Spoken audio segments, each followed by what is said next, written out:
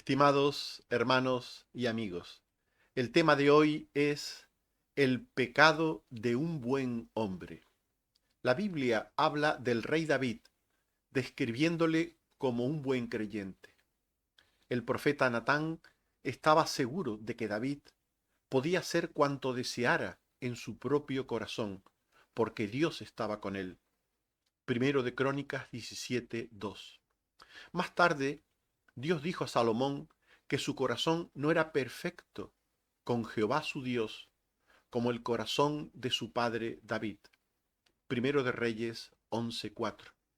Y posteriormente, es frecuente ver cómo se habla de alguien bueno, como Josías, diciendo que hizo lo recto ante los ojos de Jehová y anduvo en todo el camino de David su padre, sin apartarse a derecha ni a izquierda. Segundo de Reyes 22:2. En definitiva, no hay duda de que David fue considerado un creyente bueno y justo, no solo durante su vida, sino después de ella. Pero esto nos plantea una cuestión. ¿Siempre fue así? ¿Nunca hizo nada malo? ¿Pecan las personas buenas? Sí, y la Biblia también habla de ello. Analicemos el pecado de David y sus consecuencias, descrito en 2 de Samuel 11 y 12. ¿Qué llevó a David a cometer los pecados mencionados en el texto a estudio? En ese momento David estaba desocupado, no tenía nada que hacer. 2 de Samuel 11:1. Aconteció al año siguiente, en el tiempo que salen los reyes a la guerra, que David envió a Joab y con él a sus siervos y a todo Israel, y destruyeron a los amonitas, y sitiaron a Rabá, pero David se quedó en Jerusalén. Nunca, nunca la desocupación total ha sido buena para las personas. El ocio no es buen consejero, no es buen compañero del ser humano. El ocio llevó a David a mirar a su alrededor y a contemplar a una mujer hermosa de una manera inadecuada. En 2 de Samuel 11:2 se nos dice que sucedió un día, al caer la tarde, que se levantó David de su lecho y se paseaba sobre el terrado de la casa real, y vio desde el terrado a una mujer que se estaba bañando, la cual era muy hermosa. A esta mujer David la codició. A pesar de ser mujer de un hombre ajeno, a pesar de tener un esposo, David la codició hasta el adulterio, hasta consumar el adulterio. En 2 de Samuel 11:3 al 5 se nos dice que envió David a preguntar por aquella mujer y le dijeron: es Betsabé, mujer de Urías Eteo. Y David la tomó y durmió con ella. Luego ella se purificó de su inmundicia y se volvió a su casa, y concibió, y lo hizo saber a David, diciendo: estoy encinta. Así pues, la codició, la deseó de una manera impropia y consumó su relación lasciva, concupiscente con ella. Ella quedó embarazada y después de ello procuró con engañoso ardid ocultarlo. Nos dice 2 Samuel 11:6 al 9 que entonces David envió a decir a Joab, el general del ejército: envíame a Urías Eteo. Y le preguntó por la salud de Joab y del pueblo y por el estado de la guerra. Después dijo a Urías: desciende a tu casa. Mas Urías durmió a la puerta de la casa del rey, y no descendió a su casa. En 2 Samuel 11:10 al 11 se nos dice que dijo David a Urías: ¿por qué no descendiste a tu casa? Y Urías respondió a David: El arca e Israel y Judá están bajo tiendas, y mi señor Joab y los siervos de mi señor en el campo. Y había yo de entrar en mi casa para comer y beber, y a dormir con mi mujer, no haré tal cosa. Segundo de Samuel 11, 12 al 13, y David dijo a Urías, quédate aquí aún hoy, y mañana te despacharé. Y se quedó Urías en Jerusalén aquel día y el siguiente. Y David lo convidó a comer y a beber hasta embriagarlo. Y él salió a la tarde a dormir en su cama, mas no descendió a su casa. Por mucho empeño que puso David en que Urías se uniese a su mujer, éste, por su concepto de la honestidad, del honor, no quería aprovecharse de que había sido traído de la guerra para informar a David, para recibir privilegios, sino quiso comportarse en solidaridad con sus compañeros que quedaron en el frente en la guerra. Por supuesto, todo esto fue una treta de David, una treta para conseguir que Urías se uniese sexualmente a su mujer, para ocultar lo que sucedía. Y estaba embarazada de David, y David quería que pareciera que había sido como consecuencia de estar con su marido. Pero al fallar su treta, seguramente angustiado, David cometió otro pecado, mayor y premeditado, matando al noble y heroico Urías. En 2 de Samuel 11, 14 al 15, se nos dice que venida la mañana, escribió David a Joab una carta, la cual envió por mano de Urías, diciendo, poned a Urías al frente, en lo más recio de la batalla, y retiraos de él para que sea herido y muera. 2 de Samuel 11, 16 al 18, así fue que cuando Joab sitió la ciudad, puso a Urías en el lugar donde sabía que estaban los hombres más valientes. Y saliendo luego los de la ciudad, pelearon contra Joab, y cayeron algunos del ejército de los siervos de David. Y murió también Urías Eteo. Entonces Joab hizo saber a David todos los asuntos de la guerra. Después de esto, después de la muerte de Urías, David actuó hipócritamente hasta terminar de consumar su posesión de la mujer. En 2 de Samuel 11, 25 al 27, se nos dice que David dijo al mensajero, dirás a Joab, no tengas pesar, porque la espada consume ora a uno, ora a otro. Refuerza tu ataque y tú aliéntale. Oyendo la mujer de Urías que su marido era muerto, hizo duelo por él, y pasado el luto envió David, y fue ella su mujer, y le dio a luz un hijo. ¿Qué pensó Dios de David por esto tan grave que David hizo, por este pecado que David cometió? ¿Qué pensó Dios? ¿Qué hizo Dios con David? Dios se disgustó mucho con David. Dios es santo, muy santo, y el pecado es algo que horroriza a Dios. En 2 Samuel 11, 27 se nos dice, mas esto que David había hecho fue desagradable ante los ojos de Jehová. Por tanto, Dios se desagradó con su conducta. Y Dios usó al profeta Natán con sutileza para hacerle ver que había pecado. Hay personas buenas, justas, honestas, como David, que les cuesta entender algunas cosas. A pesar de su justicia y bondad, les cuesta entender algunas cosas. Sobre todo si son otras personas las que le señalan, las que le indican su pecado.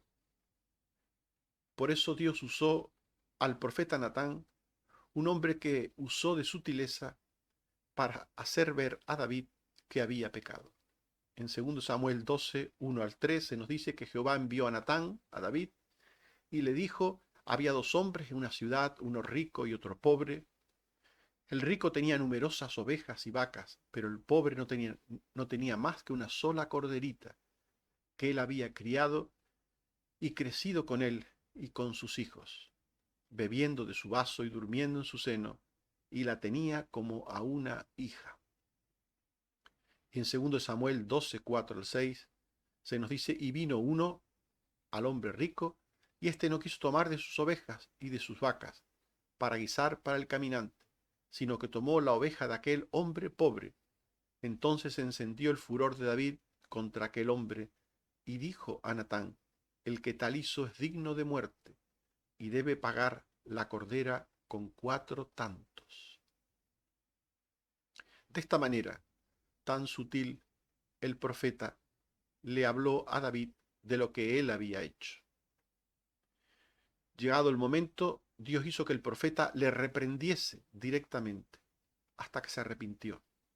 En 2 Samuel 12, 7 al 9, entonces dijo Natán a David, tú eres aquel hombre, tú eres el hombre de la historia, el hombre malo de la historia eres tú.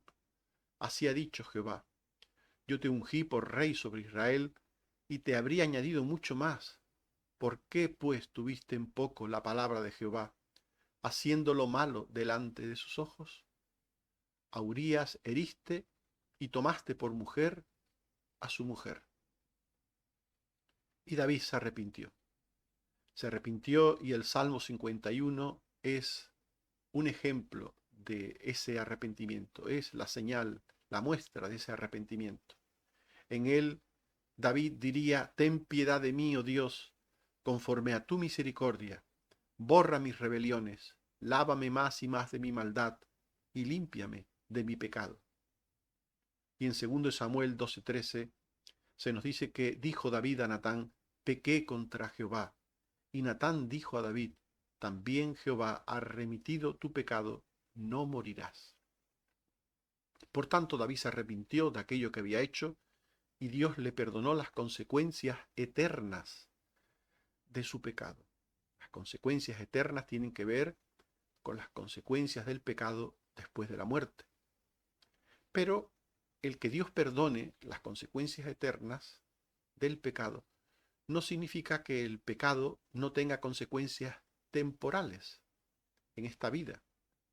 Y que Dios nos perdone las eternas no significa que nos libre de las temporales. Dios le anunció a David distintos juicios, castigos temporales desde ese momento en adelante. En 2 de Samuel 12, 10 al 11 y 14 al 15 se dice, no se apartará jamás de tu casa la espada. Yo haré levantar el mal sobre ti de tu misma casa. Tomaré tus mujeres y las daré a tu prójimo, y el hijo que te ha nacido morirá. Y Jehová hirió al niño y enfermó gravemente. Por tanto, el pecado merece castigo, castigo temporal y castigo eterno. Ante el arrepentimiento de David, Dios le libró del eterno, pero no del temporal. Y ante este juicio de la inminente enfermedad y muerte del niño, David buscó la compasión de Dios. En 2 Samuel 12, 16, 18 y 20 se nos dice que David rogó a Dios por el niño y ayunó y pasó la noche acostado en tierra, y al 7º día murió el niño. Entonces David se lavó y se ungió y cambió sus ropas y entró en la casa de Jehová y adoró. Después le pusieron pan y comió. Pero cuando el niño murió, David aceptó la voluntad de Dios con fe y con humildad. En 2 Samuel 12, 21 al 23 se nos dice, y le dijeron sus siervos, ¿qué has hecho? Y él respondió, viviendo aún el niño, yo ayunaba y lloraba, diciendo, ¿quién sabe si Dios tendrá compasión de mí y vivirá el niño? Mas ahora que ha muerto, ¿para qué he de ayunar? ¿Podré yo hacerle volver? Este texto es muy interesante porque nos muestra que David tenía en su mente la posibilidad de que Dios tuviera compasión de él y le librase del juicio temporal. El juicio temporal no siempre se tiene que llevar, que padecer. Puede ser que Dios tenga a bien quitarlo o puede ser que Dios tenga a bien que se sufra. En este caso, David invocó a Dios su misericordia, pero Dios no tuvo a bien concederle la vida del niño. El caso es que en el 2 de Samuel 12:23, David dice: Mas ahora que ha muerto, ¿por qué he de ayunar? ¿Podré yo hacerle volver? Yo voy a él, mas él no volverá a mí. Este texto es interesante porque contiene una referencia muy importante sobre el destino de los hijos infantes de los creyentes tras su muerte. ¿A dónde van los niños infantes de los creyentes si mueren? ¿A dónde? Van a la morada de los justos. Los niños bebés de los creyentes, si mueren en esa situación, van con Dios. De los tales es el reino de los cielos. David dice: ¿podré yo hacerle volver? Yo voy a él, mas él no volverá a mí.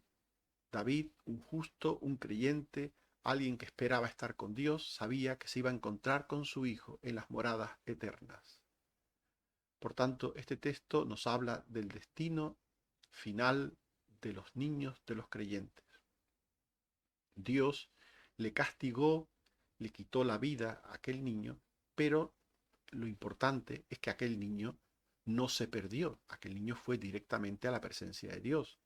Por tanto, en un contexto donde lo que se valora es lo material, la vida física se valora inmensamente por las personas y se desprecia muchas veces estar con Dios, el castigo de Dios hacia David con la pérdida de aquel hijo fue solo de que el hijo aquel no viviría la vida terrena, temporal, pero Dios se lo llevó con él directamente a su presencia. Y finalmente, Dios mostró su misericordia para con David, dándole un nuevo hijo de Betsabé, que sería su descendiente inmediato en la línea de ascendientes del Mesías. En 2 Samuel 12:24 se dice que consoló David a Betsabé su mujer, y llegándose a ella durmió con ella, y ella le dio a luz un hijo, y llamó su nombre Salomón, al cual amó Jehová, al cual amó Jehová. Y en Mateo 1:6-7 se dice que Isaías engendró al rey David, y el rey David engendró a Salomón, de la que fue mujer de Urías. Salomón engendró a Roboán, Roboán a Abías, y Abías a Asa, y así continúa la genealogía. El caso es que Salomón pasó a ser un ascendiente, según la carne, de Jesús. La Biblia hace un balance de la persona y de la vida de David. Hemos visto que David pecó y se arrepintió, pero por lo general la Biblia habla siempre bien del rey David, siempre habla bien de él. Habla bien de él por boca de personas sabias, como Salomón. En 1 de Reyes 3:6 se nos dice: Él anduvo delante de ti en verdad, en justicia y con rectitud de corazón para contigo. Anduvo delante de Dios en verdad, en justicia y con rectitud de corazón. Todo esto se dice de David.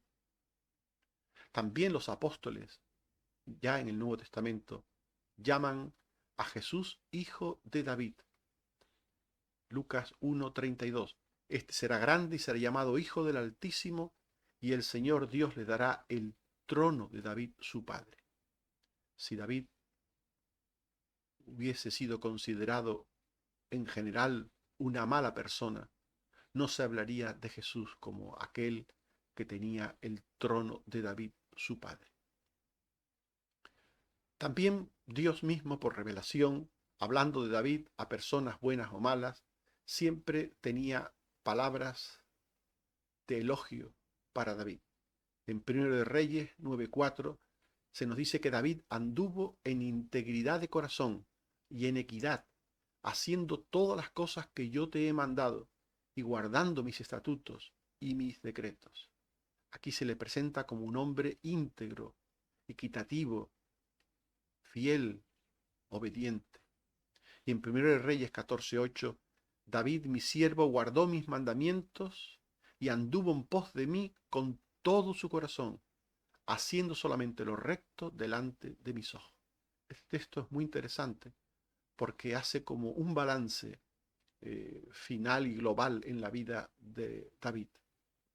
La Biblia no esconde el pecado de David, sino que lo menciona en detalle, como hemos visto ya antes. Describe el intento de venganza de David contra Nabal en 1 Samuel 25, 33 al 34, en el que después de que aquel intento de venganza fuese frustrado, pues él llegó a decir: bendito sea tu razonamiento que me has estorbado hoy de derramar sangre y vengarme por mi propia mano. Si no te hubieras dado prisa en venir de aquí a mañana, no le hubiera quedado con vida a Nabal ni un varón. Por tanto, David fue un hombre que en algún momento intentó hacer cosas que no estaban bien, no las hizo, pero las intentó, y otras veces sí, sí las intentó y las consumó, como lo que hemos leído de Betsabé, mujer de Urías, y también lo que hizo posteriormente con el propio Urías. En 2 Samuel 11, 4 al 5, 14 al 15 se nos dice que David la tomó y durmió con ella, y concibió la mujer y envió a hacerlo saber a David diciendo: estoy encinta. Venida la mañana escribió David a Joab una carta diciendo: poned a Urías al frente en lo más recio de la batalla y retiraos de él para que sea herido y muera. Este texto ya lo leímos antes, pero lo recuerdo ahora para que veáis cómo efectivamente la Biblia no tiene ningún tipo de sentido de ocultar las faltas de David, sino que dedica tiempo a hablar de sus intentos de pecar que no se consumaron o de sus intentos de pecar que sí se consumaron. También más adelante hablará de un censo que mandó hacer David sobre Israel por vanidad e incitación de Satanás. En 1 Crónicas 21, 1 al 2, se dice que Satanás incitó a David a que hiciese censo de Israel y dijo a Joab: informadme sobre el número de ellos para que yo lo sepa. Y en 1 Crónicas 21, 8, dijo David a Dios: he pecado gravemente al hacer esto, te ruego que quites la iniquidad de tu siervo, porque he hecho muy locamente. Sin insistir más, estos textos últimos vuelven a lo que hemos ya dicho con insistencia. David fue un hombre que pecó en algunas ocasiones de una manera leve en algunos momentos y de una manera grave en otros momentos. En todos los casos se arrepintió y en todos los casos se dice que Dios le perdonó. Pero lo importante en el juicio que Dios hace de David y el juicio que la Biblia hace de David es el balance final. Es como si Dios juzgara a David mediante una contabilidad en la que hay entradas y salidas, en la que hay cosas en el debe y hay cosas en el haber. Pero en ese balance final, la Biblia dice que David fue un buen hombre, un buen creyente. Eso nos muestra que Dios no juzga a las personas por incidentes negativos, temporales, aislados, sino por la tónica general de vida que una persona mantiene en el tiempo. Dios hace un balance. Dios pone en un lado de la balanza lo bueno y Dios pone en un lado de la balanza lo malo. Y ese balance es el que Dios toma en cuenta. Aquello que pesa más es lo que Dios toma en cuenta. Si pesa más lo bueno, Dios dice de la persona que fue una persona buena. Y si pesa más lo malo, Dios dirá de esa persona que fue una persona mala. En Primero de Reyes 15, 3 al 5, se dice que no fue su corazón perfecto con Jehová su Dios como el corazón de David su padre. Mas por amor a David, Jehová su Dios le dio lámpara en Jerusalén, por cuanto David había hecho lo recto ante los ojos de Jehová, y de ninguna cosa que le mandase se había apartado en todos los días de su vida, salvo en lo tocante a Urías. He aquí este balance del que hablamos. Dios pone en un lado el pecado de David, en un lado de la balanza, y en el otro lado las muchas cosas buenas que hizo. Y Dios en ese balance halla a David justo, bueno y recto. Por lo general, David fue un creyente, fiel, obediente, bueno, que se preocupaba por las cosas de Dios permanentemente. Por lo general, así era David. Las cosas malas de las que hemos hablado eran excepciones a la regla. Eran como algún fruto amargo en un árbol cuyo fruto en general es bueno, pero que hay 2 o 3 naranjas o peras o manzanas bichadas, podridas, pero el resto son frutas, todas ellas excelentes. Dios considera a ese árbol bueno, porque la mayor parte de las frutas son buenas y no lo descalifica por 2 o 3 frutas podridas o bichadas. Así pues, en el expediente de la vida de David, en el balance de la vida de David, Dios lo halló fiel y justo. No olviden que la Biblia dice que Dios pesa los corazones. Dios pesa nuestros corazones, los nuestros y los de todo el mundo. Dios no pretende que seamos siempre perfectos, que nunca haya habido nada malo o negativo en nuestras vidas. Dios lo que quiere es que de cualquier cosa mala nos hayamos arrepentido y que por lo general, seamos árboles que den buen fruto. En 1 de Crónicas 14, 16 se nos dice que hizo David como Dios le mandó. Hizo David como Dios le mandó.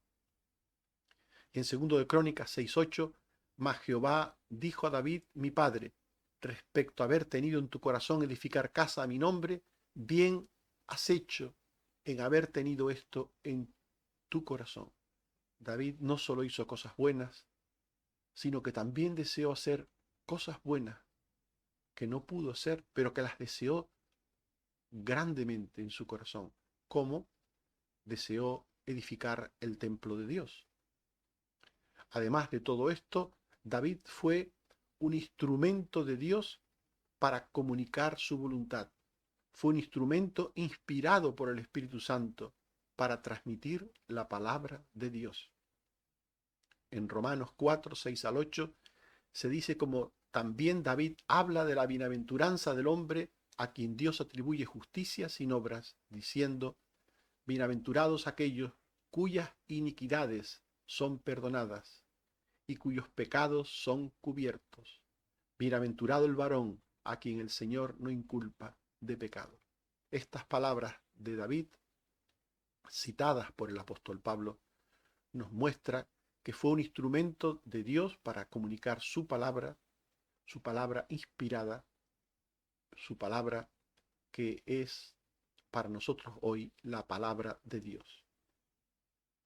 Estimados hermanos y amigos, hemos hablado del pecado de un buen hombre. Hemos hablado del pecado de David y sus consecuencias, descrito en 2 de Samuel 11 y 12. ¿Qué llevó a David a cometer los pecados mencionados en el texto a estudio? Dijimos desocupación, pereza, codicia, desobediencia, ocultamiento, engaño e incluso asesinato. ¿Qué pensó Dios de David y qué hizo con él? se disgustó, le reprendió, buscó el arrepentimiento de David y cuando éste se arrepintió, le perdonó, aunque le castigó en lo temporal, en unos aspectos le castigó y en otros tuvo misericordia. Hemos visto que la Biblia hace un balance de la persona y de la vida de David.